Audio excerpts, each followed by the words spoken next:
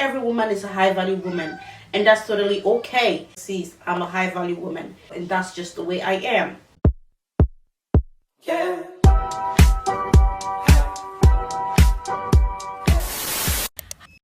Hey loves, welcome and welcome back to my channel.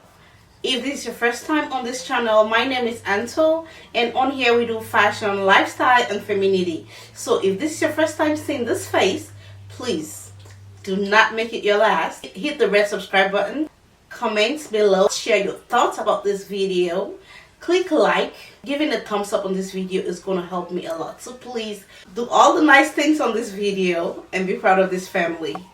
I know it's been a hot minute. I haven't sat here to talk to you guys, but hey, today we are here.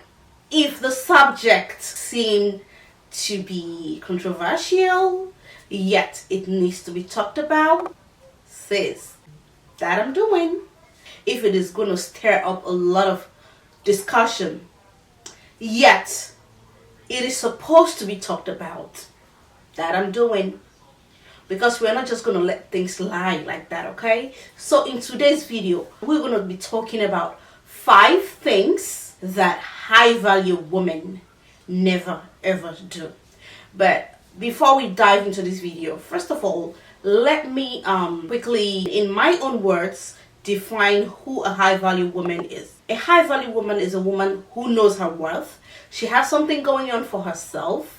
She has a brand to protect. She has taken her name and has turned it into a brand, and therefore is working towards building that brand.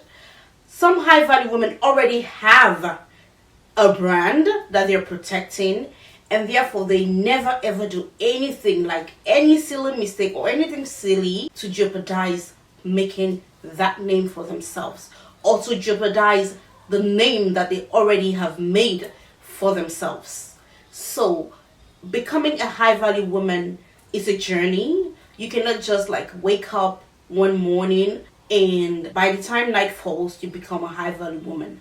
It is a process, and for that process to fully take its course, there are certain things that we as women shouldn't do, and there are certain things that we must do in order to live our dream lives, in order to become the life that we have like already envisioned for ourselves. Okay, so a disclaimer, okay? Everything I'm saying in this video is my opinion based on all the observations I've made over the years while actually understudying women that are of high value, okay? So do not run past this disclaimer to come from me, because they are all my opinions. But not every woman is a high value woman, and that's totally okay. Not every man is a high value man, and that is totally fine. So me sitting here talking about things that a high value woman cannot do, if you're not a high value woman, that doesn't take anything from you. That's the life that you want to live, all right? So that being said, let's dive into this video. So 5 things that us high value women do not do. Yes, I said us. I included myself in it because, see, I'm a high value woman. That's how I see myself, and that's just the way I am. Number 1, you can never see a high value woman unkempt. In other words, never to be caught unfresh. A high value woman can never be caught unfresh. A high value woman is always put together. Nails are always done. Hair always sleek, on point. If the hair is not sleek, because it is natural for people to have bad hair days, a high value woman is going to accessorize, like use hats, turbans, scarves, and also have nicely steamed or ironed clothes. A high value woman is always going to take care of herself. She's always going to look put together, no matter what people say or think about her. She's always going to look confident in her skin. A high value woman is always going to look polished. You can never see a high value woman wearing bonnets in public spaces. On 2 occasions while I was traveling, the first one was while I was traveling to Florida. I saw this lady at the airport with a hair bonnet on. On my way to Texas, This lady was sitting right next to me with her hair bonnet on. I'm gonna look for that picture and I'll insert it right here. Sis had the bonnet on, like she was nicely dressed, but then she had the bonnet on. Like, sis, is this a new fashion trend? Everywhere you go, people are having hair bonnets on. A hair bonnet is an intimate wear, like it is meant for your home, your bedroom. That's where it is supposed to be worn and not out there. Another thing you can never ever see a high value woman wear in public is her pajamas. Like, you can go to stores and you can see people comfortably wearing their pajamas in public. Like, seriously? How do they even do that? How do they even feel wearing their pajamas in public? A high value woman can never ever an intimate wear in public. No, it can never happen. Number 2, a high value woman do not show too much skin. Like, showing too much skin sends out the wrong message out there as if you're doing too much. A high value woman can never ever do that. There are so many ways to dress up, to kill it, to slay it, sis, without showing too much skin. High value women are always covered. Even if they show skin, it's not going to show any sign of desperation at all. It is not going to show any sign of, oh, I'm available, oh, this is me, look at me, I'm here. A high value woman walks into a room and her appearance speaks volume. There's this aura about her that can turn heads without being half naked. A high value woman can walk into a room and she appeals to a whole lot of people in that room because she knows how to do her thing. She knows how to put herself together. She knows how to put her clothing, her accessories together to make that happen. As a high value woman, you don't have to be desperate because you know your worth. You know the things that you're capable of doing. If you want to show some skin, like your legs, wear something that covers your arms. And if you want to show your arms, wear something that covers your legs. And you can wear shorts, but wearing shorts, like bum shorts with your butt cheeks out, a high value woman can never ever do that because she knows that exposing yourself in that kind of way will always attract the wrong people, and she doesn't want that. So a high value woman knows exactly what she wants and how to go about it. Number 3, the third thing that a high value or classy woman can never ever do is to compare herself with another woman. So you see this thing that I say, women supporting women is a scam. To a certain extent, I agree. But at the same time, you really do not have to like bring another woman down in order to shed light on yourself. So, as a classy and high value woman, you just do you. Focus on yourself. If possible, if you have a way to straighten up your fellow woman's crown that has become crooked or that is tilting and is about to fall, the best thing to do is to help her straighten the crown. You don't have to look at her growth. You don't have to look at her achievement in order to like start to compare the both of you. Why are you doing that? Everybody's journey is different. Everybody's destiny is different. Everybody's story is different. Everybody is not the same, sis. Don't look at another woman and then start to compare her growth to yours. It might be that what you're struggling for to get in years, she has gotten it overnight. But that doesn't mean that you won't grow. We all have our own pace at which we grow. As a high value woman, you're in competition with yourself. You're trying to do better today in order to be able to do more than what you did yesterday. So a high value woman is always in competition with herself and not with the other woman next to her. Some people are always in competition with others. So for a high value woman, she pays close attention to herself, focus on her own journey and not the journey of another woman. Number 4, another thing that a high value woman can never ever do is to engage in arguments online. Oh my god.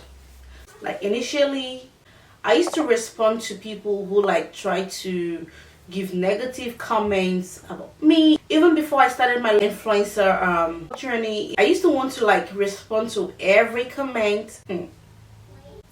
But then I sat down and I said to myself, it's not worth it. Like, is it even worth it engaging in an argument with somebody that you don't know from Adam? You don't know the person at all. You all just met on social media. Even if it's somebody that you know, it's pointless for you to be going back and forth with that person having an argument. As a high value woman, if you don't want negativity in your life and some people or somebody's bringing it in, the best way to go about it is delete and block.